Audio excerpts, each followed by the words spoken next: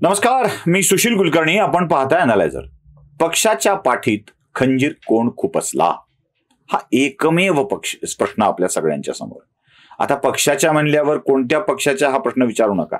जटायूच्या पाठीत रावणानं खंजीर खुपसला होता, म्हणजे त्याच पक्षाचा विचार तुमच्या असेल तर. आपल्याच पक्षाच्या पाठीत खंजीर कोण खुपसला हा माझा प्रश्न आहे. आता खंजीर, पाठ हे शब्द आल्याबरोबर हातही तुमच्या डोळ्यासमोर येतात, खंजीरही तुमच्या डोळ्यासमोर येतो, पाठही तुमच्या डोळ्यासमोर येऊन जाते. म्हणजे वसंतदादांची पाठ, वसंतदादाच्या पाठीतला तो खंजीर, खुपसणारे हात आणि त्या हाताचा चेहरा, हे सगळं तुमच्या लक्षात येऊन जातं. म्हणजे पाठीत खंजीर हा शब्द तिथून रूढ झाला असं म्हटलं तर हरकत नाही. पण मी जरा वेगळ्याच पक्षाविषयी, वेगळ्याच खंजीरविषयी आणि वेगळ्याच पाठी आणि हाताविषयी बोलतोय. हे बोलतोय मी शिवबाठा या पक्षाविषयी. शिवबाठा म्हणजे शिवसेना उद्धव बाळासाहेब ठाकरे, एवढं लांबलचक नाव घ्यावं लागतं. आजकाल असं नाव नाही घेतलं ना तर उद्धव ठाकरेंना प्रचंड राग यायला लागला. चिडतायत ते, कसलं भयंकर चिडतायत. काय लावलंय ये शिवबाठा, शिवबाठा क्या है, मेरा पूरा नाम शिवसेना उद्धव बाळासाहेब ठाकरे है, असं ते म्हणायला लागलेत. म्हणजे अशी मजा येते ना. म्हणजे त्या प्रसाद काथे नावाचे जे जय महाराष्ट्राचे संपादक आहेत, ज्यांनी शिवबाठा हा शब्द रूढ केला, तर त्यांना सॅल्यूट करायला पाहिजे की तुमचं हे लावलेलं जे अंगार आहे ना तो लागलाय, बरोबर मिरची लागली आहे. शिवबाठा म्हणलं की बरोबर उद्धव ठाकरेंना राग येतो. तो राग कसा येतो बघायचा आहे का तुम्हाला? बघा. उबाठा कशाला, उबाठा कशाला? माझं उद्धव बाळासाहेब ठाकरे असं स्वच्छ आणि स्पष्ट आहे. उबाठा काय, उबाठा काय? मग बाकीच्यांची आई वडिलांची नावं पण तुम्ही तशीच लावणार. आणि उबाठा असेल तर उभा ठाकलेला आहे मी, आणि उबाठा असेल तर उभा ठाकलेला आहे मी, आणि उबाठा असेल तो उभा ठाकलेला आहे मी. या अन्यायाविरुद्ध उभा ठाकलेला आहे. ऐकलं ना किती किती चिडतात ते. माझं नाव पूर्ण उद्धव बाळासाहेब ठाकरे असं आहे. ते उबाठा उबाठा हे मैं बैठा की उबाठा हे त्यांना लवकर लक्षात येत नाही, ते चिडतात. बरं जाऊ दे, ते सोडून दे. या शिवबाठाच्या पाठीत खंजीर कोण खुपसला याची चर्चा आता मातोश्रीवर सुरू आहे. एक बैठक झाली म्हणे. मी माझी हकीकत सांगत नाहीये. पुन्हा तुम्हाला वाटेल की तुम्हाला हेच दिसतं का, तुम्हाला तेच दिसतं का, पुन्हा कोणीतरी अजून येतं ते कानाला हात लावून वाकडं वाकडं करत असं करणारा एक माणूस आहे की जो पुन्हा आम्हाला काय आमच्याविषयी बोलताना ना एक 2-4 टिपिकल शब्द आहेत. म्हणजे भाजप पोषित पत्रकार हा एक पहिला परफेक्ट कायम शब्द.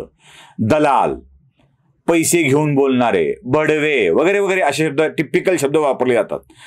ब्राह्मण ठरलेले. म्हणजे त्याच्या पलीकडे आता मला तर आताशा ना माझ्यावर किंवा प्रभाकरवर किंवा भाऊवर झालेल्या व्हिडिओविषयी आता काही लक्षही द्यावं वाटत नाही, कारण याच्या पलीकडे काही नसतं.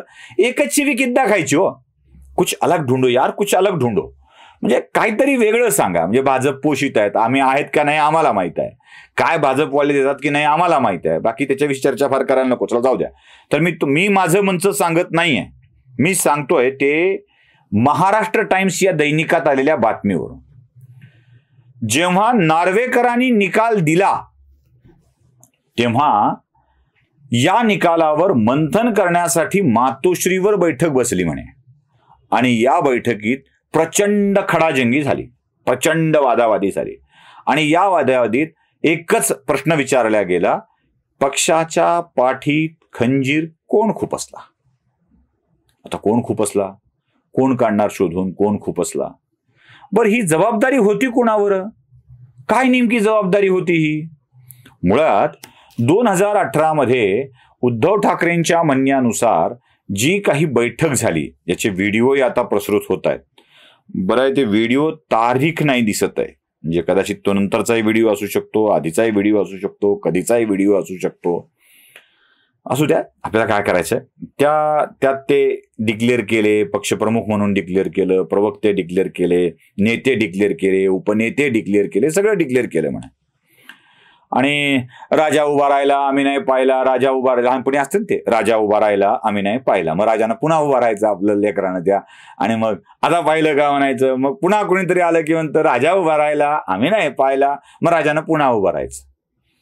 राजा उभा राहिला आम्ही नाही पाहिला हे सांगण्यामागचा हेतू असतो राजा उभा राहतोय का हे बघणे, आणि राजाला आपल्याला उभं राहता येतं हे दाखवणे. उद्धव ठाकरेंनी स्वतःला पक्षप्रमुख म्हणून घोषित केल्यानंतर हे घोषित केल्याचं आणि आपल्या नियमात काही बदल केल्याचं घरच्या घरी ठेवायचं नसतं. म्हणजे करायचं पण घरच्या घरी ठेवायचं असं करायचं नसतं. ते निवडणूक आयोगाला कळवायचं असतं. रजिस्ट्रेशन करणारी जी अथॉरिटी आहे त्याला कळवायचं असतं आणि त्याला कळवलं की मग ते अधिकृत होतं. तसं कळवलं होतं का हा प्रश्न आहे. तुम्ही बदल केला होता का, तुम्ही बैठक घेतली होती का, हा प्रश्न नाही आहे. तुम्ही बदल केलेला कळवला का हा मोठा प्रश्न आहे. आणि ती कळविण्याची जबाबदारी यांच्यावर होती. त्यांनी निवडणूक आयोगाला कळवलंच नाही असं घडलं आणि त्या घडल्यामुळं आताचा बाका प्रसंग शिवसेनेवरती ओढावला. नामुष्कीची वेळ आली हो. पक्ष चापला नाही असं म्हणण्याची वेळ आली हो. त्यामुळं आमदार अपात्रता होणं टळलं हो. जी काही पक्षावरची पकड होती ती गेली हो. तो आईस्क्रीमचा कोन उर्फ मशाल त्यांच्या हातात मिळाला हो. बाठा असं नाव मिळालं हो. ते चिडतात ते याच्यामुळेच चिडतात ना. ते जे आपण मगाशी बघितलं ना सुरुवातीलाच की ते का चिडतात ते याच्यामुळेच चिडतात.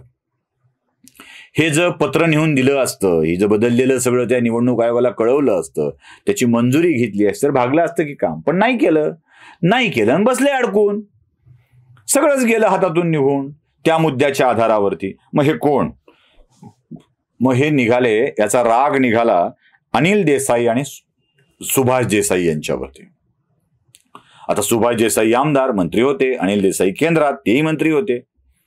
ज्या देसाई बंधूंना अधिकाधिक लाभ ठाकरेंनी दिले, म्हणजे जुने सगळे माणसं काढून टाकत असताना सुभाष देसाईंना उद्योग मंत्रीपद देऊन कायम ठेवलं, त्या सुभाष देसाई आणि अनिल देसाईंच्या वरती पक्षातल्या अनेकांचा राग आहे. शिल्लक राहिलेल्या लोकांचा राग आहे की हेच साहेबांच्या जवळ असतात, हेच साहेबांना चुकीची माहिती देतात, हेच साहेबांचे अनिल देसाई साहेबांचे निकटवर्ती आहेत, खूप जवळचे आहेत, म्हणजे अगदी मातोश्रीत त्यांचा मुक्त वावर आहे आणि त्याच वावरातून त्यांनी साहेबांना अंधारात ठेवलं. साहेबांना अंधारात ठेवून अनिल देसाईंनी अनेक कृती केल्या, सुभाष देसाईंनी अनेक गोष्टी केल्या, ज्याच्यामुळे साहेबांना तोंडावर पडण्याची वेळ आलेली आहे असा त्या लोकांचा समज झाला आणि देसाई बंधूंच्या वरती लोकांनी आक्षेप घ्यायला सुरुवात केली. मला नाही वाटत देसाई बंधू या सगळ्यामध्ये असतील आणि त्याच्यावरती आक्षेप घ्यावा असं सामना आपलं असं मटा म्हणतोय मी नाही, असं महाराष्ट्र टाइम्स म्हणतोय मी नाही. कोणी पोहोचवली नाही हो ही माहिती निवडणूक आयोगाच्या पर्यंत. खरंच बघायला पाहिजे कोणावर ही जबाबदारी होती. संजय राऊतांच्यावरती होती, अनिल परबांच्यावरती होती, वायकरांच्यावरती होती, सुभाष देसाईंच्यावरती होती, अनिल देसाईंच्यावरती होती, की अजून कोणावरती होती, की शिंदेवरतीच होती, शिंदे न करता निघून गेले असं काय घडलंय तेही तपासायला पाहिजे. मुळात पक्षाच्या पाठीत खंजीर खुपसणारे हे हात ज्यांनी इतक्या बेमालूमपणे हे सगळं केलंय ना की उद्धव ठाकरे तोंडावर पडतील याची व्यवस्था केलेली आहे. आणि हीच खदखद शिवसैनिकांच्या मनामध्ये आहे. एकच प्रश्न सगळे विचारतायत, नार्वेकरांना पक्षाची नामुष्की करता यावी, अशी संधी मिळावी, असा खंजीर पाठीत कोण खुपसला. बघूया उत्तर मिळतंय का. ते मिळालं तुम्हाला तर मलाही नक्की सांगा. लाईक, शेअर, सबस्क्राईब करायला विसरू नका. धन्यवाद.